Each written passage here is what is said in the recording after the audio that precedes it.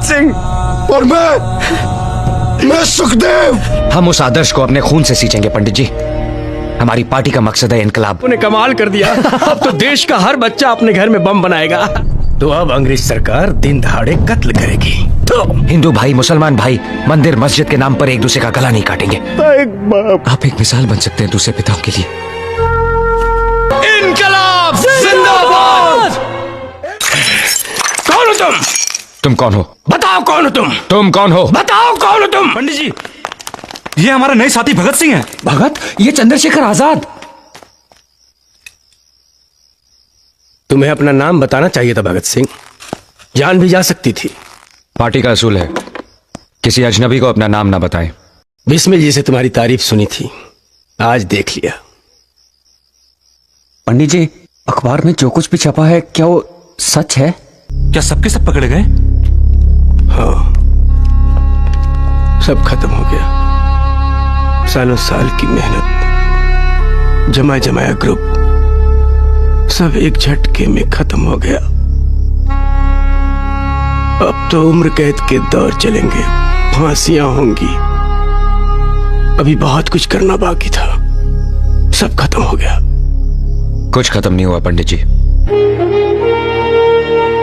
शरीर कैद किया जा सकता है, विचार नहीं। दुश्मन आदमी को मार सकता है, उसके आदर्शों को नहीं। और जब तक आदर्श जिंदा है, पार्टी जिंदा है। हम उस आदर्श को अपने खून से सींचेंगे पंडित जी। हमारी पार्टी का मकसद है इनकलाब, और हम उस इनकलाब को आवाम तक ले जाएंगे, चाहे कोई भी कीमत देनी पड़े।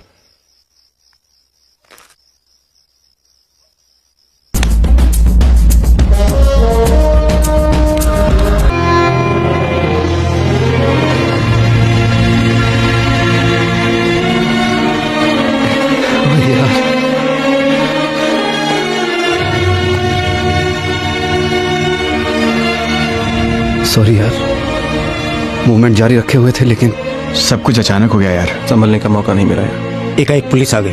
सॉरी भगत। ओए दिल छोटा ना करो यार, ये क्या कम है कि आज भी हम जुड़े हुए हैं। इरादा एक है, मकसद एक है, लड़ाई जारी रखेंगे। लेकिन ये समझ में नहीं आया कि आज हमें यहाँ क्यों इकट्ठा किया है। सुनने में आया है सॉन्डर्स मर्डर केस चलने वाला है। Saunders murder case? किस बुनियाद पे? सबूत क्या है इनके पास?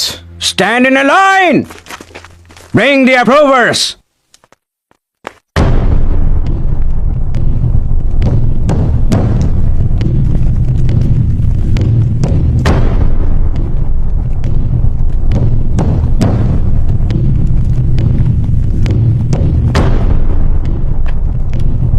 Identify them.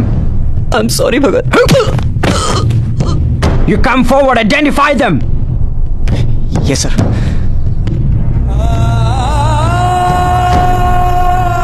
Yes sir।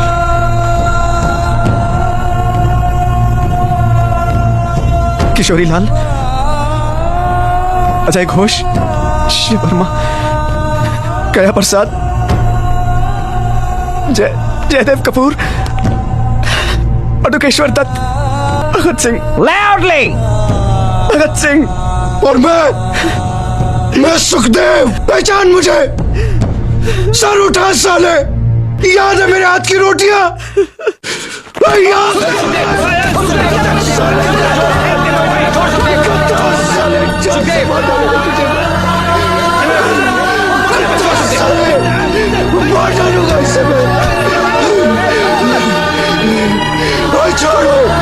छोड़ दे भगत, सब खत्म हो गया भगत, सब खत्म हो गया यार। अपने साथी गद्दारी कर गए, अब कौन विश्वास करेगा हम पे? अब कौन विश्वास करेगा हम पे?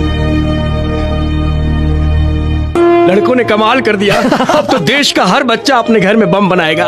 पंडित जी, पहले तो भगत और सुखदेव और साथियों को अलग अलग जेलों में रखा गया था ना, अब तो सुना है कि सभी को एक ही जेल में ले आए हैं। अंग्रेजों का बुरा वक्त आ गया है रे। पानी में गई रे।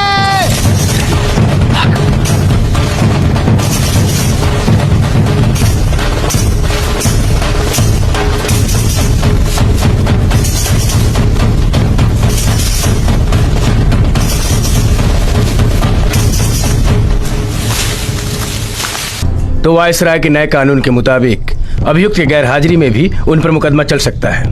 बिल्कुल, इस तरह जो फैसला उन्होंने कर रखा है उस पर अमल भी कर लेंगे। और इस फैसले के खिलाफ कोई अपील भी नहीं हो सकती। इस ऑर्डिनेंस में तो कोई गुंजाइश नहीं। तो अब अंग्रेज सरकार दिन दहाड़े कत्ल करेगी। तो भगत ने यही तो कहा था पंडित जी, किस मुकदमे के जरिए वो सरकार का पर्दाफाश कर देगा, उसे नंगा करके उसकी असलियत जनता के सामने ले आएगा।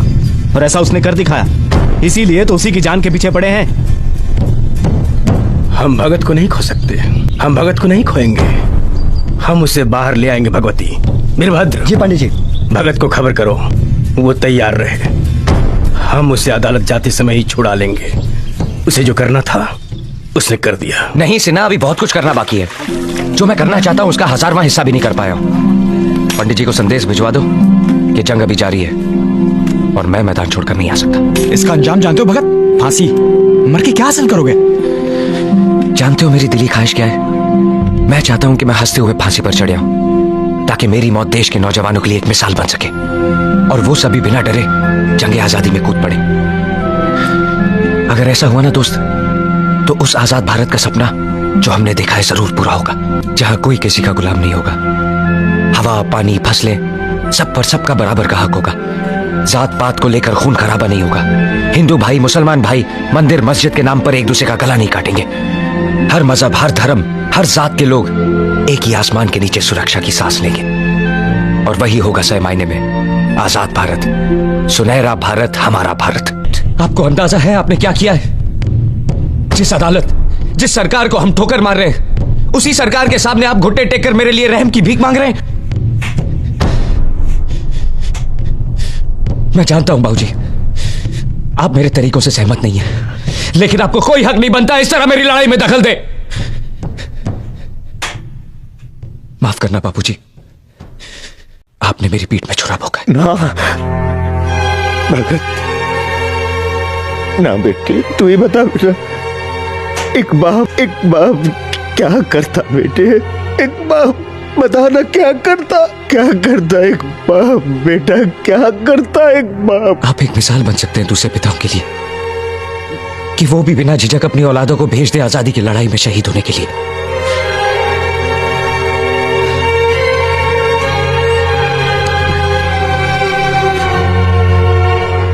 ये इम्तिहान की घड़ी है, हम कमजोर नहीं पड़ सकते, कमजोर नहीं पड़ सकते।